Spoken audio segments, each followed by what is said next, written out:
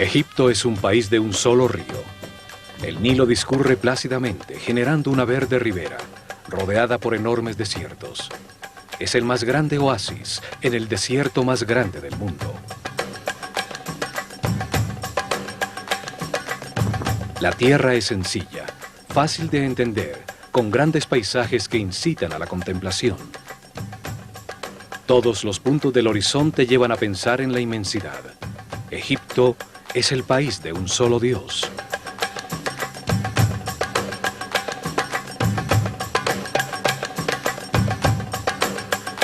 Allí, durante miles de años, se gestó una civilización que vivió en paz y armonía, sin salirse de sus límites naturales para tratar de imponerse a otros pueblos, dedicada por completo al perfeccionamiento espiritual.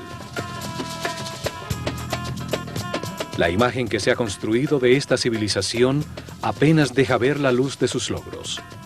Su lenguaje escrito permaneció incomprendido por milenios. Solo se ha decodificado su nivel más básico, el de los símbolos que representan a los sonidos del lenguaje. Existen niveles superiores, con símbolos que transmiten conceptos, no sonidos. Estos no han sido descifrados todavía. Las traducciones solo se basan en la parte fonética, o en el mejor de los casos, se interpretan de acuerdo a las creencias de los traductores. Los que creen que eran unos bárbaros primitivos llegan a un tipo de interpretación, y los que creen que eran una avanzada civilización basada en lo espiritual, poseedora de tecnologías incomprendidas, llegan a otros totalmente distintos.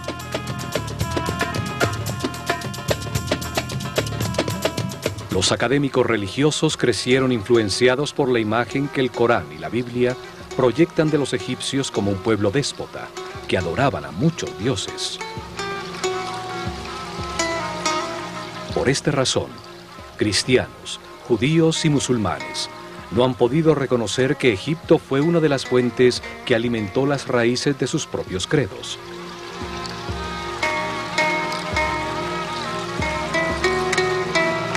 Esta imagen fue reforzada por la incorrecta traducción de la palabra Néter, como Dios o diosa, cuando en realidad significa fuerza o causa fundamental, principio divino, función que ordena al universo.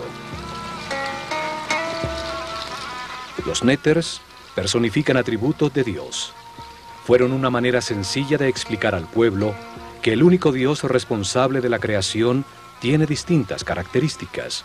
No significa que sean múltiples dioses. Un solo hombre puede ser un maestro, un padre y al mismo tiempo un esposo, sin tener que ser múltiples personas. Son distintas características de un solo ser.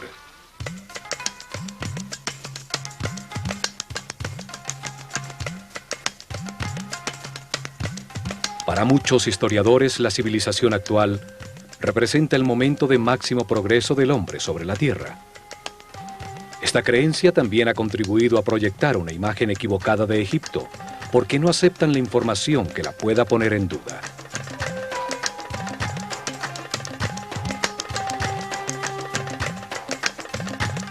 Aceptan solo parcialmente los documentos cronológicos de gobernantes egipcios que han llegado a nuestro tiempo, invalidando los registros anteriores al rey Menes, con el argumento que solo esa parte es un mito irreal. Los académicos racionalistas también han contribuido a tergiversar la historia egipcia, al no aceptar la existencia de la ciencia y la filosofía antes de la civilización griega, a pesar de que los grandes pensadores y matemáticos griegos encontraron las respuestas en Egipto. Todo esto ha proyectado una imagen equivocada de la cultura egipcia. Se les contempla con prejuicios, como a un pueblo primitivo e inferior al mundo moderno civilizado, cuyo único logro fue construir unos pocos templos y unas tumbas para sus faraones, muy grandes y resistentes al paso del tiempo.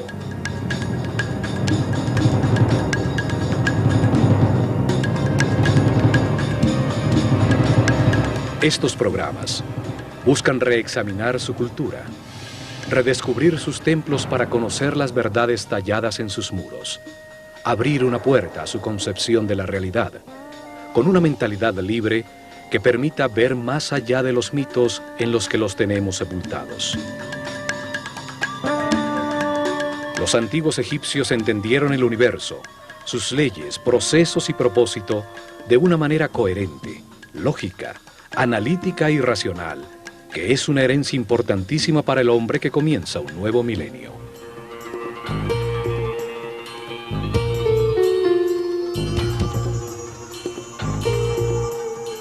Nueva información comienza a salir a la superficie.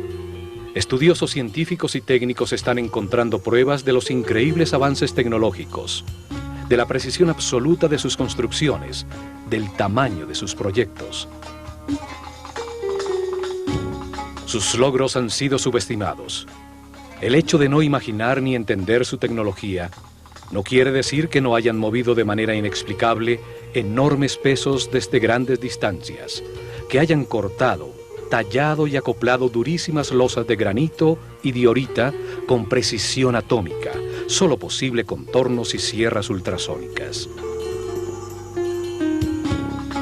La precisión matemática de sus construcciones es tal que en las 5 hectáreas de la base de la Gran Pirámide hay un desnivel de solo 8 milímetros. La tecnología actual solo hubiera logrado un desnivel de 40 centímetros.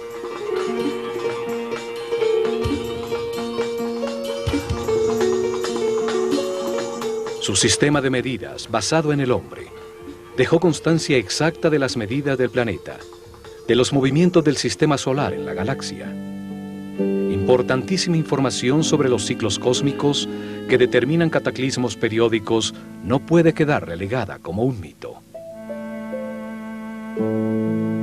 Esta herencia forma parte de nuestro anciano futuro. Lo encontrado hasta ahora muestra de manera evidente que manejaron conocimientos avanzadísimos en todos los campos de las ciencias, el arte, la filosofía y la religión.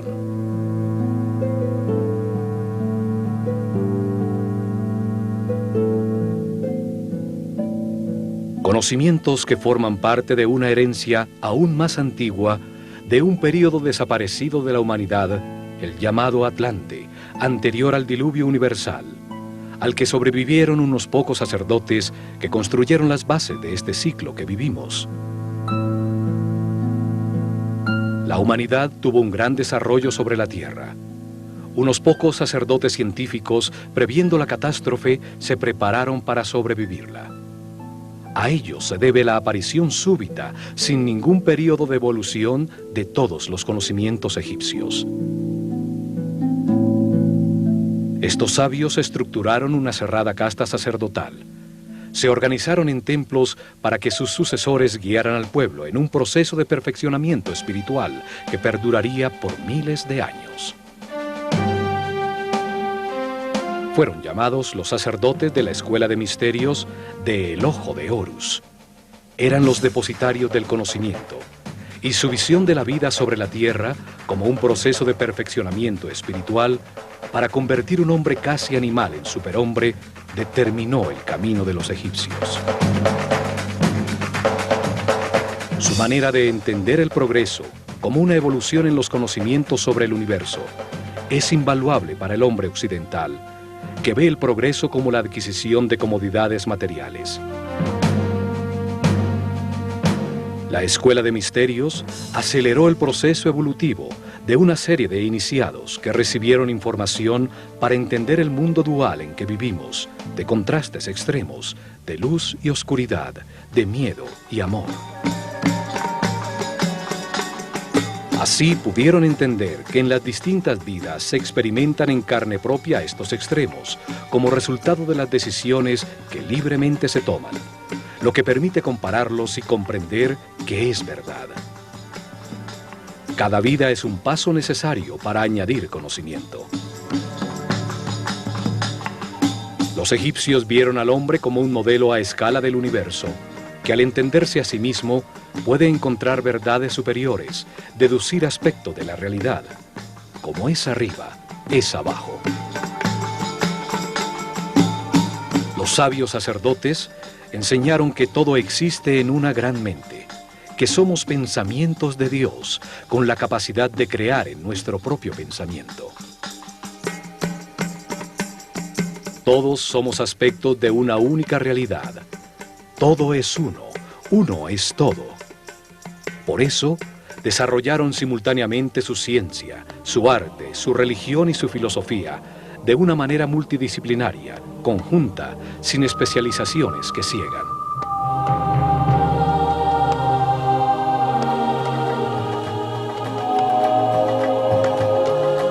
Vieron la creación como un acto consciente de un único Dios. Se estudiaron a sí mismos para buscarlo, encontrando que tiene distintas características a las que dieron un nombre y un símbolo para poder comunicarse con claridad.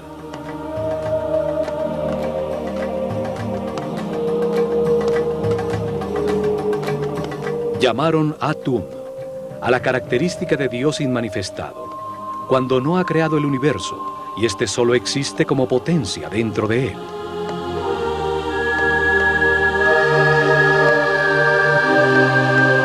Llamaron Ptah a la característica creadora de Dios que al manifestar su voluntad da lugar al universo.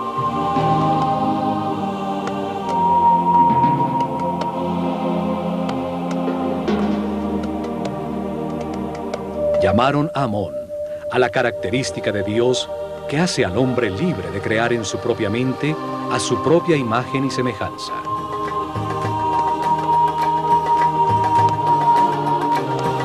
Desde esta concepción dieron lugar a la flor de la vida, los movimientos sagrados de Dios que veremos en este programa cuando visitemos el templo de los Sirión en Abidos.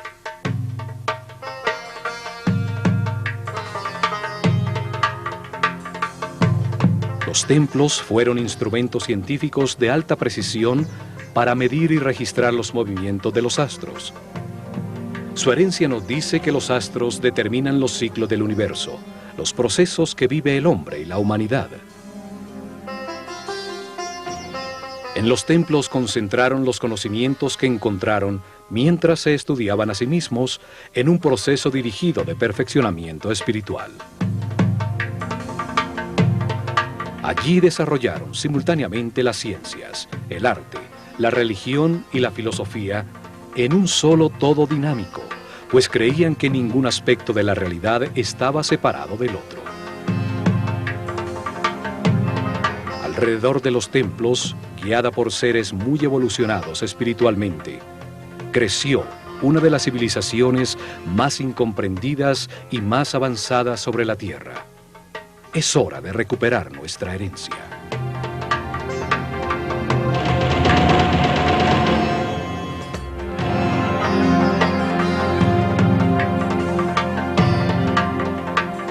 La herencia de su civilización, su visión del universo, está resumida en unos pocos símbolos, sabiamente escogidos entre los elementos de su realidad.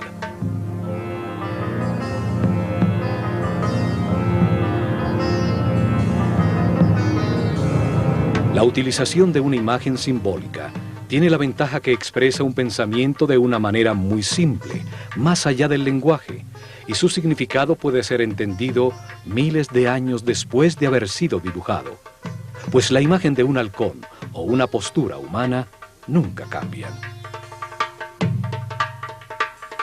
Para los egipcios, el hombre se encarna en la tierra para decidir cómo actuar ante las circunstancias que experimenta.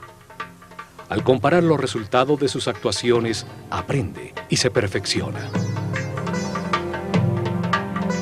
Entonces, lo más importante es la acción, el verbo. La acción que produce resultados y por ende perfeccionamiento. El lenguaje existe para comunicar acciones. Cada parte del todo actúa, realiza una acción vital que produce resultados. Cada parte tiene la forma que necesita para actuar de la manera que le corresponde.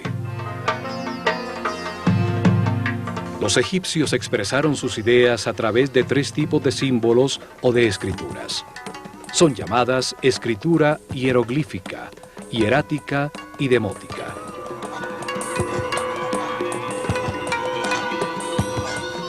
El primer tipo de escritura utiliza imágenes muy simples, llamadas hieroglifos. Hieros significa sagrado y glifos significa imprimir. Así llamaron los griegos escritura sagrada a las tallas simbólicas egipcias. Los hieroglifos tienen distintos niveles simbólicos para comunicar. El más básico, simple y sencillo es el nivel de los símbolos fonéticos. Utilizaron 24 símbolos gráficos que eran asociados a un sonido, no a una idea. Forman el alfabeto egipcio. Era la escritura que daba forma al lenguaje del pueblo.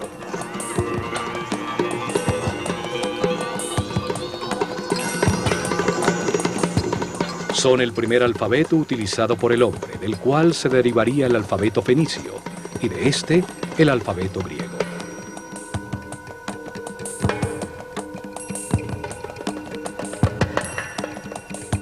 Podían escribir indiscriminadamente en columnas o en líneas horizontales para ser leídas en cualquier sentido. Las cabezas de las figuras simbólicas miraban hacia donde comenzaba la frase. Así marcaban la dirección en que debían ser leídas. Durante milenios permaneció indescifrado, hasta que en 1799 los expedicionarios franceses que llegaron con Napoleón encontraron en Rosetta, sobre el Mediterráneo, una piedra de granito negro, escrita en los finales de la civilización egipcia. En muy mal estado, ninguna de sus líneas estaba completa. Aún conservaba 14 líneas escritas en hieroglifos, 32 líneas escritas en demótico y, lo más importante, 54 líneas en griego. Una escritura conocida que indicaba que el texto traducía las otras escrituras. Un experto en lenguas, Jean-François Champollion, se dedicó a estudiar los textos de la piedra. Descubrió que el antiguo egipcio, como las escrituras semíticas, solo usaba consonantes. Las vocales eran añadidas solo en el lenguaje hablado para dar forma gramatical. En 1822, logra resolver el misterio al comparar dos cartuchos con hieroglifos del texto, uno de los cuales estaba repetido en una estela circular en la isla de Philae contra el segundo pílono del templo de Isis, que se sabía contenía el nombre del faraón Ptolomeo VI. Dos cartuchos hieroglíficos con los nombres de dos de los últimos faraones egipcios, Ptolomeo y Cleopatra. Esto permitió decodificar e identificar el alfabeto utilizado. El sonido que en ese momento producían las palabras griegas en copto, un lenguaje utilizado por cristianos egipcios, sirvió para aproximar los sonidos que se supone tenían los antiguos egipcios.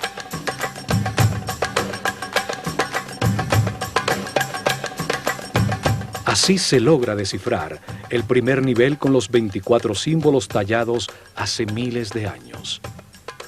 El nivel de su escritura, que solo utilizaba los símbolos fonéticos, no ideas.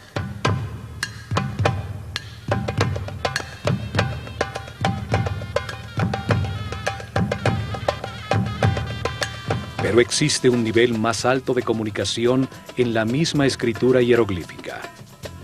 Más de 700 símbolos, bellísimas formas gráficas que dibujan la realidad, evocando en la mente acciones y conceptos. La palabra se convertía en una imagen.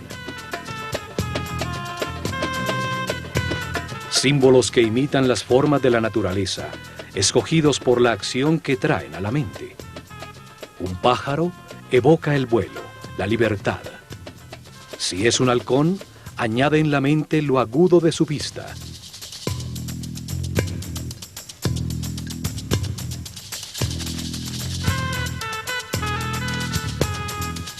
La figura de un ojo comunica la acción de ver.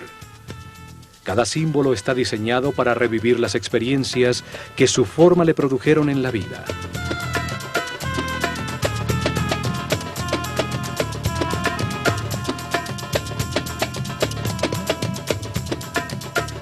También utilizaban partes fácilmente reconocibles, que hacen pensar en una acción vital.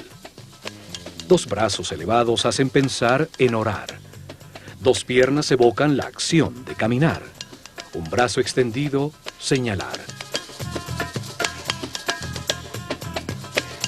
2 manos entrelazadas, unión. Una mano que alimenta, otra que arroja semillas, una jarra que vierte.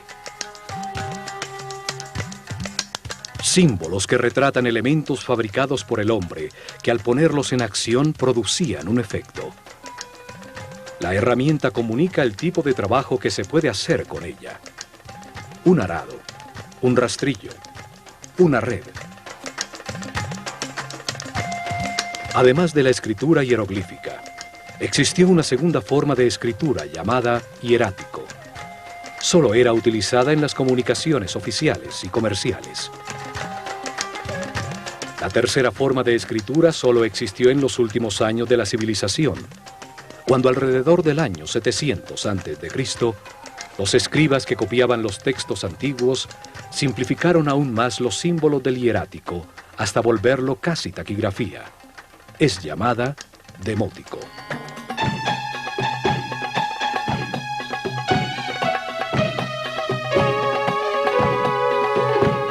Nuevas interpretaciones están saliendo a la luz que permiten entender que los mitos y los símbolos utilizados por los egipcios son solo una forma fácil de comunicar conocimientos, de expresar conceptos sobre la realidad. Al convertir las ideas en historias, se facilita su entendimiento. Los sabios sabían que suministrar información sin que sea comprendida es un ejercicio inútil.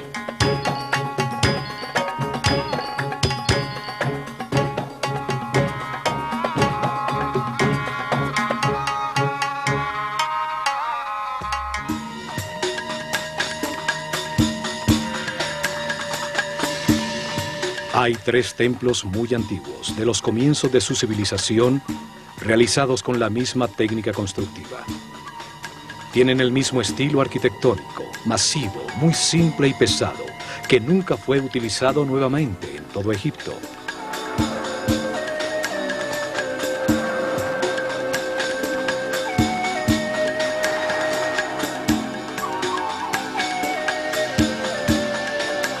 Dos se encuentran en Giza, el templo de la Esfinge, construido exactamente frente a ella, y a su lado sur, el templo del Valle, en ese momento frente al Nilo.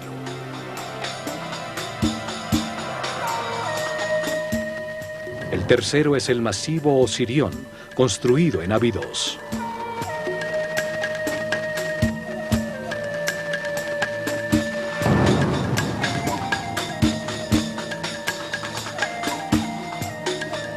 Los 2 templos de Giza están construidos con enormes bloques que retiraron para darle forma al cuerpo de la Esfinge. Solo estos templos en todo Egipto utilizaron unos bloques tan enormes, una forma masiva, ciclópea, cerrada totalmente hacia el exterior por enormes muros de piedra, con 2 accesos simétricos frontales hacia el exterior. El peso promedio de los bloques utilizados en su construcción es de 50 toneladas. Debían poseer una técnica constructiva que facilitaba la utilización de bloques tan grandes como una casa.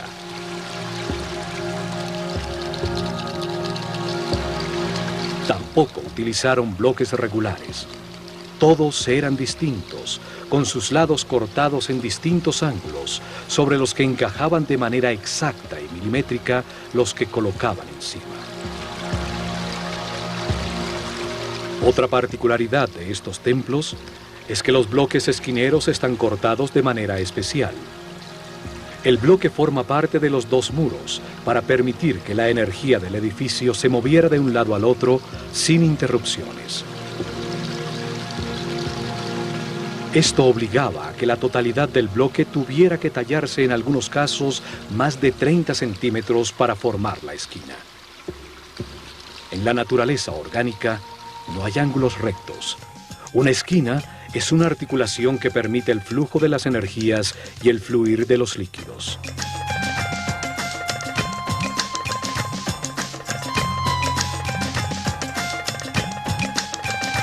Estos templos tenían un salón central, con una cubierta de piedra sostenida por gigantescas columnas colocadas simétricamente. Formaba una gran terraza superior que dominaba toda la planicie.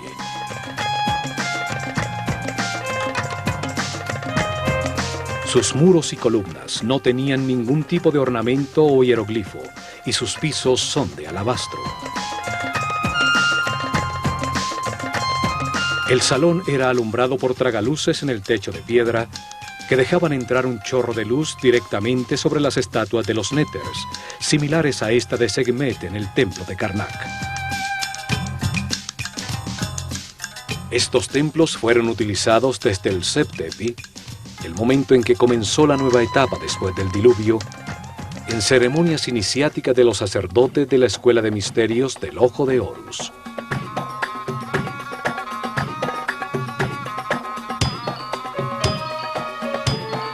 Los días del equinoccio, sobre la terraza del templo, a la altura de los ojos de la esfinge, se colocaba la marca de oro.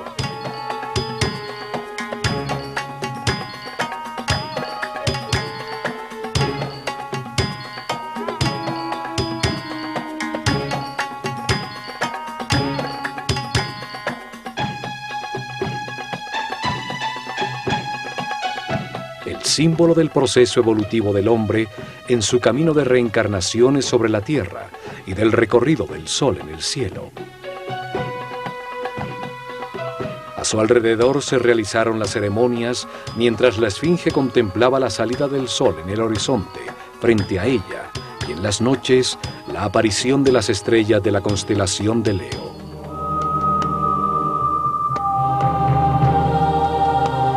Cuatro razones se dan para afirmar que la esfinge y estos templos fueron construidos por el faraón Kefren. La primera es que en el templo de la esfinge se encontró enterrada, cabeza abajo, la famosa estatua de Diorita negra de Kefren con un halcón en su cuello. La segunda es que se afirma que la cara de esta estatua es igualita al rostro de la esfinge.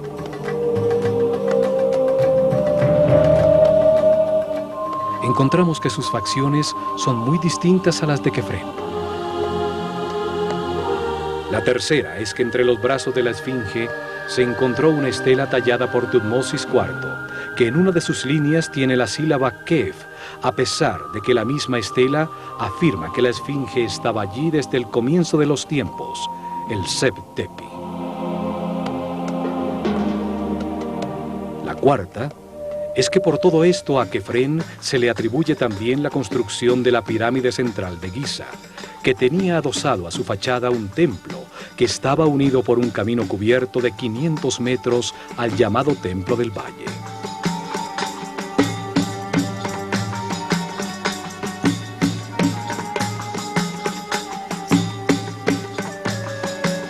Sin embargo, la piedra de los muros de estos templos es del mismo tipo del bloque monolítico de la esfinge, seguramente de los sobrantes de tallarla. Además, tiene los mismos síntomas de erosión causada por la lluvia que la piedra de la esfinge, lo que permitió a expertos geólogos determinar que ésta fue construida alrededor del año 9000 a.C. Seguramente el faraón Kefren renovó el antiguo templo forrando por las dos caras con losas de granito los masivos muros ya deteriorados por la erosión.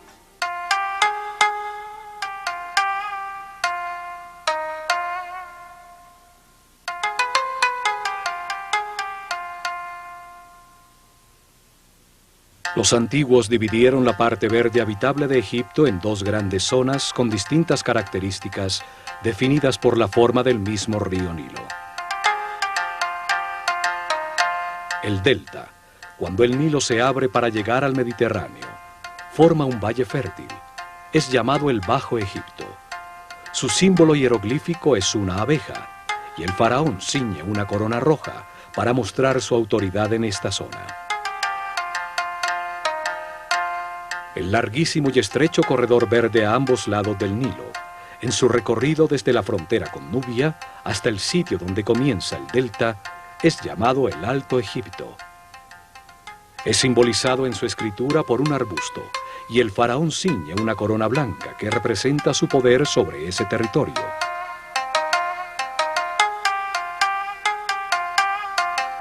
La historia aceptada de Egipto comienza con la unificación de estas dos zonas de Egipto bajo una sola corona blanca y roja, lograda por el faraón Menes, el fundador de Memphis, ubicada en la confluencia de las dos zonas.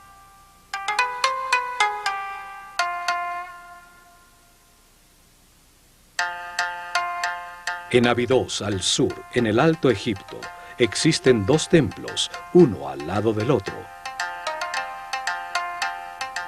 El dedicado por Seti I a Osiris, detrás del cual se encuentra la excavación donde apareció el segundo templo, el Osirión, que permanece parcialmente sumergido en agua.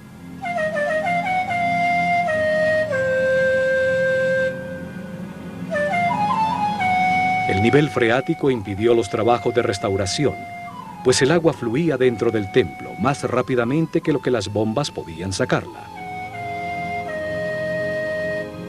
Se estima que fue construido en la cima de una colina alrededor del año 9000 a.C., cuando el nivel freático y la superficie del Nilo estaban 10 metros más abajo.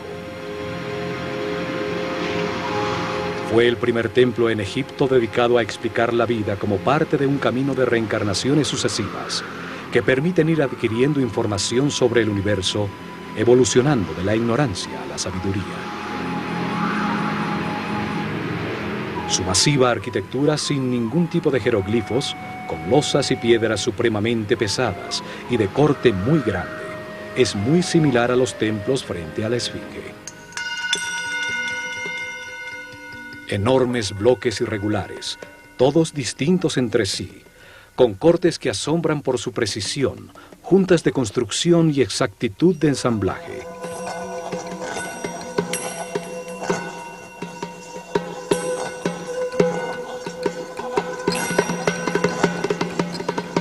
En las esquinas los bloques giran con el muro lateral, teniendo que haber sido rebajados en todo su tamaño para lograr esta forma, lo que incrementa considerablemente el trabajo, pues son de durísimo granito de Asuán. Todo esto implica una técnica constructiva desaparecida, en una época en que supuestamente no existían las herramientas para producir esos cortes tan precisos, mover esos bloques tan pesados o ensamblarlos con tanta exactitud. Conocimientos técnicos heredados de los sobrevivientes al diluvio que fueron utilizados en el estricto y cerrado círculo de una organización secreta de sacerdotes científicos. Las técnicas o herramientas utilizadas nunca fueron puestos a disposición del pueblo en general, seguramente porque era muy peligroso entregarlos a mentes primitivas con emociones y pasiones descontroladas. O porque la única manera de utilizarlas era estando en perfecta armonía con el universo, por su característica sónica o psíquica, y no mecánica como las desarrolladas por el hombre actual. El templo tiene una forma rectangular con una plataforma rodeada de agua, elevada en su centro, a la que se accedía por escalinatas a lado y lado, ahora difícilmente visibles por el agua. Su forma simboliza el montículo original que emergió cuando las aguas se replegaron, después del diluvio universal, donde desembarcaron los sabios para comenzar la nueva civilización en Egipto. Este templo conmemora el Seb Tepi, el tiempo para dar comienzo a una nueva civilización dedicada al perfeccionamiento espiritual. 10 masivas columnas de piedra, cada una cortada de un solo bloque de granito rojo, con un peso mayor a 100 toneladas, soportaban unos masivos pórticos sobre los que se apoyaba un techo de piedra. Alrededor del canal de agua, 16 santuarios albergaron en su momento a los símbolos sagrados. Hoy se encuentran sumergidos en agua estancada.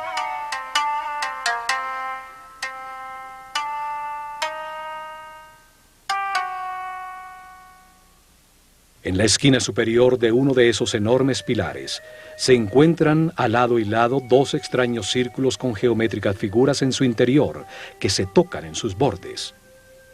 El granito parece quemado con delgadas líneas circulares.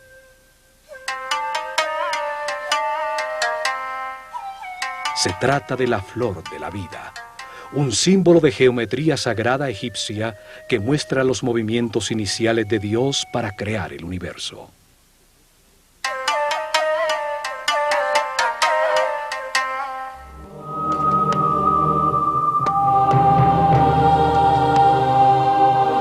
La flor de la vida es un símbolo esotérico egipcio que describe la geometría sagrada que dio lugar al universo y que determina los procesos naturales, como la mitosis o el movimiento de los soles y los planetas.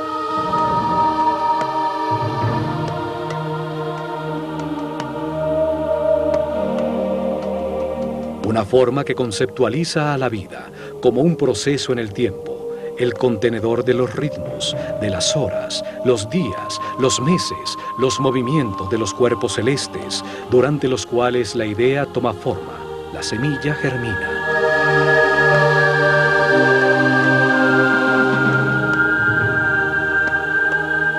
La flor de la vida representa el momento en que Dios activa su voluntad, cuando despierta su conciencia para animar el universo, cuando abandona el estado de reposo, de no yo, de no ser, de vacío y oscuridad.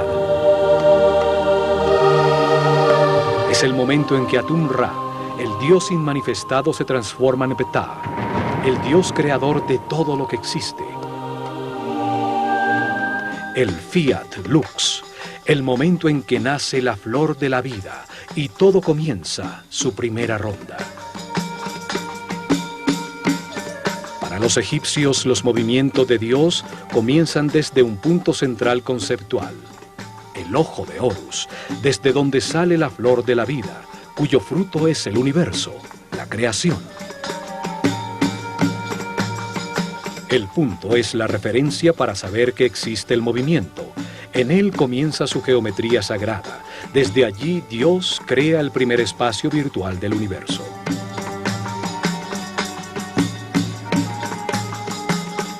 Lo hace proyectándose hacia afuera, como un punto que avanza hacia adelante, repitiéndose a sí mismo, formando una línea recta, la forma masculina. Es el Dios Padre que manifiesta su energía y su información. Su voluntad activa es transformada por el Dios Madre, la sustancia infinita que gesta en su interior una respuesta. El Dios Hijo que regresa con la percepción de un plano virtual reconocido. Así entienden la Trinidad de los egipcios, como un proceso simultáneo, equilátero, de información enviada-recibida y concientizada. Por eso el triángulo equilátero es la base del tetraedro, el primer sólido puro, forma masculina primaria de todo lo creado. El proceso se multiplica en el tiempo y en el espacio, hacia adelante, hacia atrás, hacia arriba y hacia abajo, a la derecha e izquierda. Así, Dios genera un espacio virtual referenciado en sí mismo. Simultáneamente, al girar ese volumen percibido alrededor del punto de partida, se construye el principio femenino, la esfera. Un espacio pasivo, sin tensiones, con todos sus puntos referenciados al centro, al ojo de Horus. La esfera es la placenta que contiene todo. Es la sustancia para todos los volúmenes y formas. Es una expresión de unidad, de totalidad e integridad. Ninguno de los puntos en su superficie es más importante que el otro, y a todos se llega de igual manera desde su centro de fuerza, energía, que los origina a todos.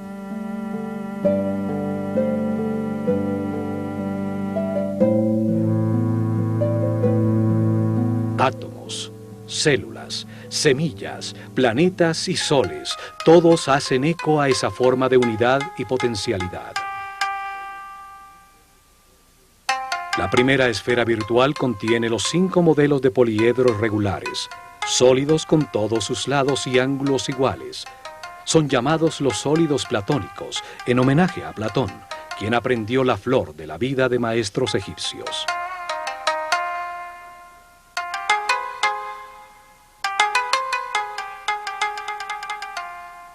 Son la base, los ladrillos con los que todo el universo está construido. Simbolizaban a los 5 elementos de la naturaleza: el fuego, la tierra, el aire, el espíritu o éter y el agua.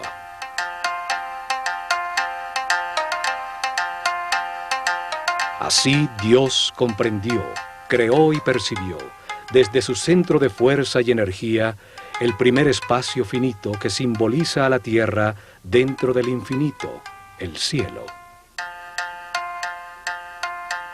La Biblia nos dice que en el principio Dios creó el cielo y la tierra. La tierra estaba informe y vacía. Las tinieblas cubrían la superficie del abismo y el Espíritu de Dios se movía entre las aguas.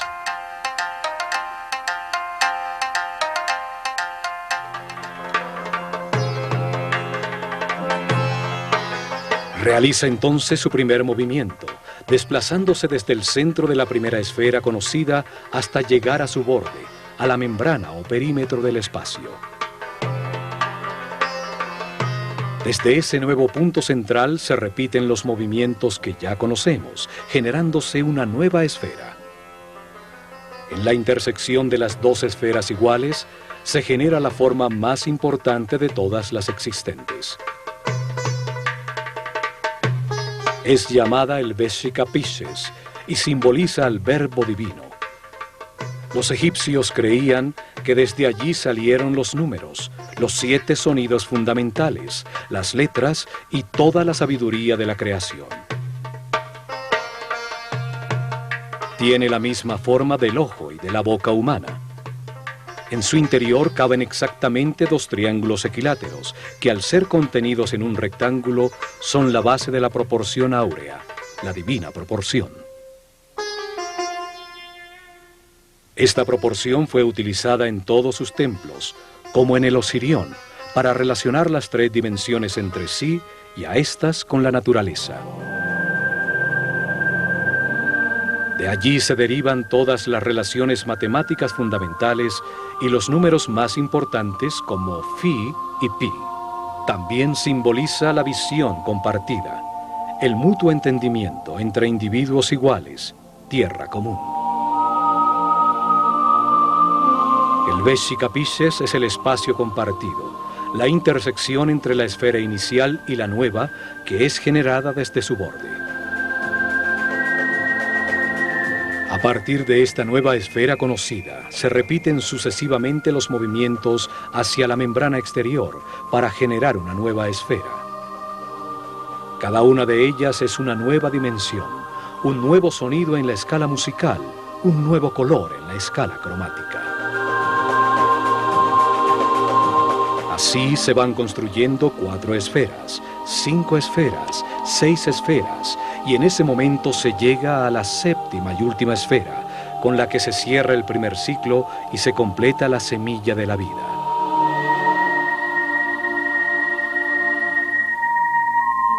Siete esferas, 7 días de la creación, 7 notas musicales, 7 colores espectrales, 7 capas de músculos tiene el corazón, 7 chakras, 7 sistemas de glándulas endocrinas.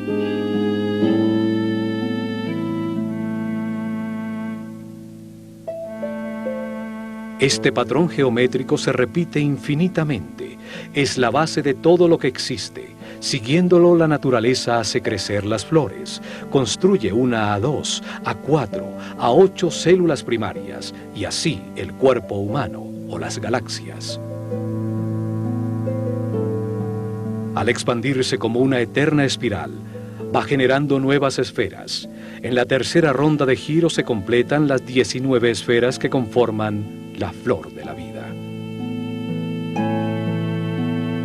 Este patrón geométrico toma la forma de una flor y es al mismo tiempo un proceso eterno. Contiene las armónicas musicales, las escalas de la luz, los patrones de crecimiento de los tejidos vivos.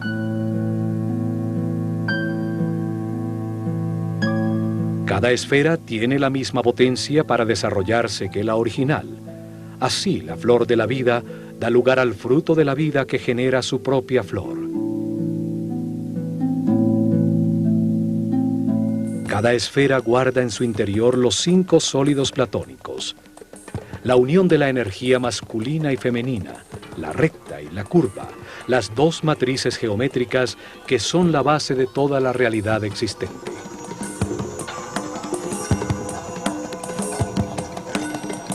Los sólidos platónicos equiangulares y equiláteros conectan los centros de todas las esferas. Así aparece el tetraedro, el cubo, el octaedro, el icosaedro y el dodecaedro.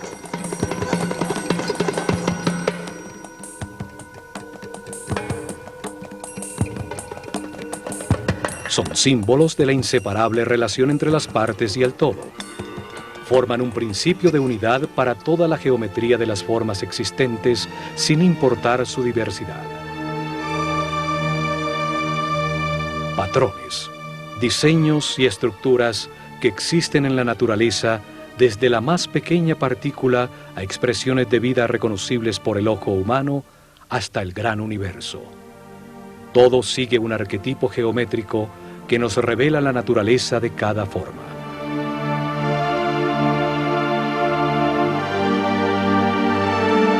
La flor de la vida revela que todo está conectado, que es inseparable y que es una unidad. Nos recuerda nuestra relación con el todo y nos permite comprender los sagrados cimientos de todo lo creado. Con ella, los sacerdotes de la escuela de Horus enseñaron el respirar del todo, qué es Dios y cómo diversifica su conciencia a través de nuestra propia vida.